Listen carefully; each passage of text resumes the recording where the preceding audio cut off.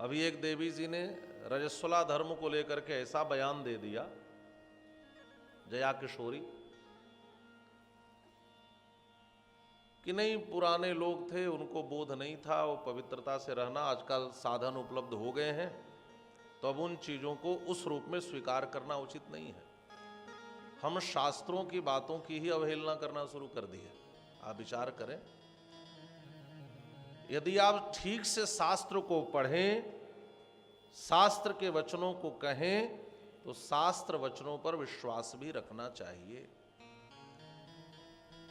और जो बात शास्त्र कहते हैं वह सिद्धांत की बात होती है, और सिद्धांत उसे कहते हैं जो अंतिम निर्णय होता है ऋषियों के द्वारा दिया गया।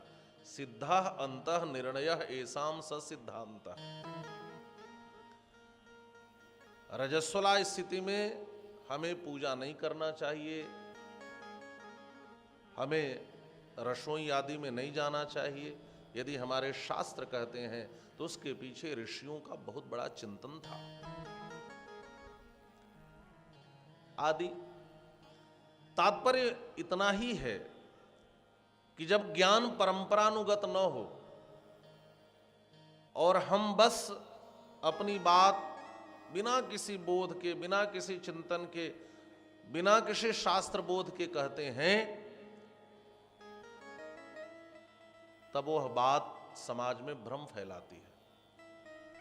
और आप पाएंगे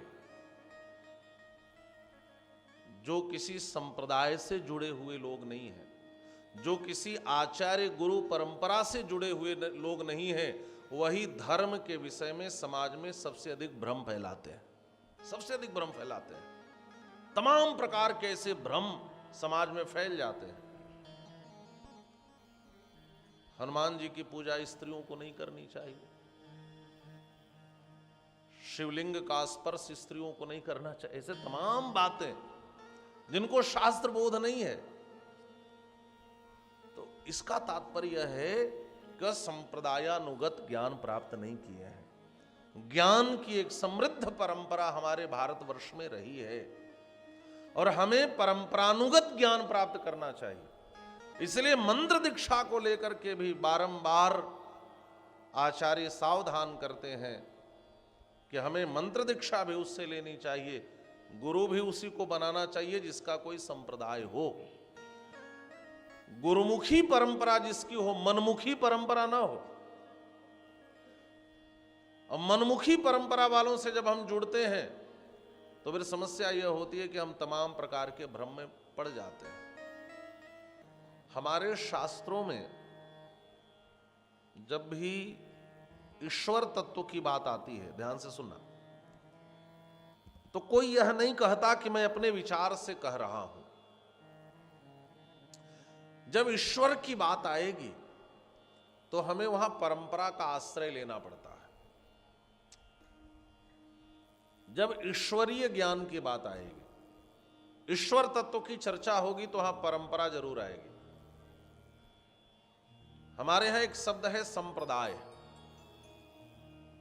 और संप्रदाय शब्द का ठीक ठीक अर्थ न समझ पाने के कारण संप्रदाय शब्द को भी लोग विवादित बना दिए। आजकल कोई राम जी की बात करे, आजकल कोई धर्म की बात करे तो लोग कहते हैं सांप्रदायिक है ना, और तर्क देते हुए कहते हैं कि हमारा राष्ट्र धर्म निरपेक्ष है। हमारे अयोध्या के एक संत कहते थे जो धर्म निरपेक्ष होगा वह अधर्म सापेक्ष होगा। और क्या धर्म निरपेक्ष हुआ जा सकता है? धर्म रहित हुआ जा सकता है? पानी अपने धर्म को छोड़ सकता है? अग्नि अपने धर्म को छोड़ सकता है? धर्म निरपेक्ष कैसे हुआ जा सकता है? ये बड़ा कठिन है।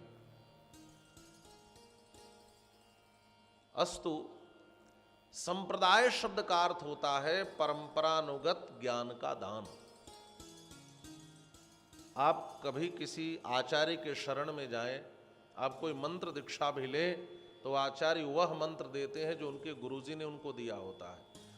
उनके गुरुजी वह मंत्र देते हैं जो उनके गुरुजी दिए होते हैं। उनके गुरुजी उनको, ये जो परंपरा प्राप्त जो ज्ञान चला आता है इसी को संप्रदाय कहते हैं। ईश्वर संबंधी जब भी हम कोई विचार रखेंगे तो परंपरानुगत होगा। ईश्वर संबंधी विचार मौलिक नहीं हो सकता। इसका कारण यह है कि ईश्वर मौलिक नहीं हो सकते। अच्छा, ईश्वर किसी के खोपड़ी के उपज हैं क्या? नहीं ना। ईश्वर क्या है? सनातन है, शाश्वत है, पुरातन है।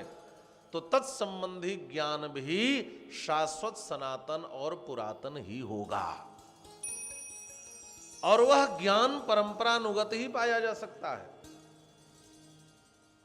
आपने रामचरितमानस की कथा सुनी होगी। भरद्वाज राखे पद टेकी, याज्ञवल्क्य किसी को रोक लिया और पूछा क्या? राम कवन प्रभु पूछो तो ही, कहिए बुझाई कृपा निधि मोही। तो याज्ञवल्क्य जी ने यह नहीं कहा कि राम कौन है, मैं अपना मौलिक चिंतन बता रहा हूं। उन्होंने एक ही बात कही, ऐसे उस संशय की न भवानी। एक बार पार्वती जी ने ऐसा ही प्रश्न भोलेनाथ से किया, और भोलेनाथ ने इस प्रश्न के उत्तर में जो बात कही, हे भरद्वाज जी मैं तो आपको वह सुना रहा हूं।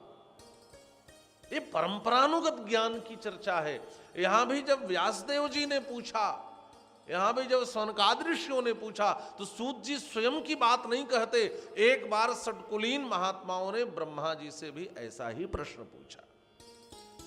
ईश्वर संबंधी जो विचार है वह परंपरानुगत ही होगा, वह संप्रदायानुगत ही होगा, और जो ज्ञान संप्रदायानुगत नहीं है उस ज्ञान का कोई अस्तित्व भी नहीं है।